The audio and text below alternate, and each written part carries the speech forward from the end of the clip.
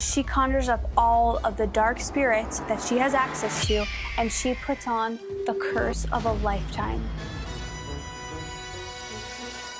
Hi, I'm Esther Povitsky, and this is a pitch where Margot Robbie plays me as a hot witch president who keeps her fiancé in a jar. She lives in a castle. You ever seen Graceland? You know, there's like the jungle room in the basement of Graceland, so there's like greenery everywhere, so it has like an organic Mother Earth vibe to it. The castle is in Los Angeles. That's important. There is a moat, but that's only because her ex-boyfriends do live right outside the castle. So the moat is made of soda, and the soda flavor does change every day. Now, America itself is great. With the witch president in charge, everyone's happy, streets are purple, signs are pink, like everything is good. There's no taxes. You're like, how do they pay for the moat? She prints her own money. Now, the thing about the witch president is she does have a fiance, and he does live in a jar. He likes his jar, okay? His jar, it looks like a little mason jar, but obviously it's big enough, and he is overweight. The witch president likes to feed him generously, you know, because when you're in a jar, you have to have something to look forward to. When he did resist the jar, it was in everyone's best interest that he did go on sedatives, and it's just better that way. So he's in the jar and he loves it. You know, the witch president would love to feel safe in a jar, but she can't. She has to be the witch president of America.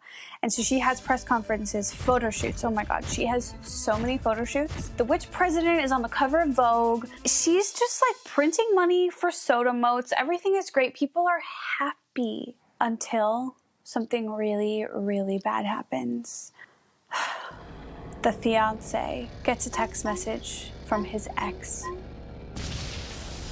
who's also a witch, but a bad witch. The ex-girlfriend has suggested that she is in the hospital and she needs someone to come and give her a ride home safely from the hospital. The fiance, remember, he's on sedatives. Like, he's confused, he's out of it. He just sees this message and thinks, oh my God, she's in need. I have to go help her. But the witch president, who always knows best, is like, this is a setup, this is a trap, she just wants to see you. And the fiancé is confused, you know, he's scared, he doesn't understand. He wants to be a good guy and do the right thing. They get into a huge argument. You know, the witch president is throwing fire, she's throwing glass jars, and the fiancé is running and hiding, but also screaming back at her, and it's just total chaos. Anyways, the witch president is tired. She has a photo shoot in the morning. So the witch president is exhausted, and she goes to bed, and the fiancé, he sits awake, and he thinks, I have to do this. You know, this is my ex-girlfriend. She's hurting. I need to go help her.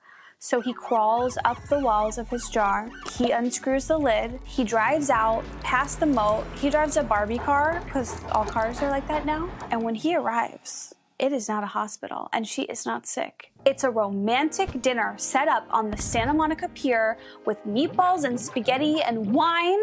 And the ex-girlfriend is sitting there, and she has a push-up bra on, and she has a waist trainer on, so her waist is tiny, her boobs are big and up in her face, and she is looking as snatched as she can for a bad witch ex. Now, of course, the witch president, she sees everything that's going on because she has a crystal ball. And she realizes she needs to save her fiancé. So she gets on her broom, she flies over to the Santa Monica Pier, she conjures up all of the dark spirits that she has access to, and she puts on the curse of a lifetime. That's right. The ex-girlfriend looks down past her big push-ups cleavage and reveals she just got her period. And bitch, it is 3 days early, okay? So her stomach is hurting, she's out of Advil, she has to rush home and get her tampons, and she's out for at least 5 days.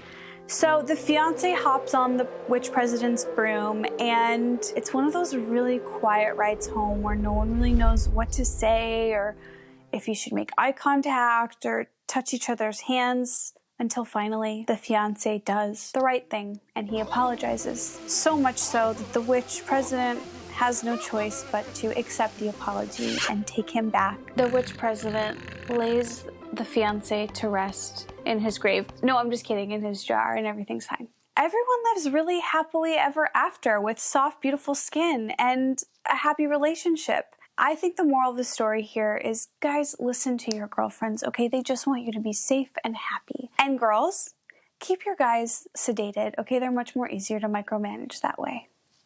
The end.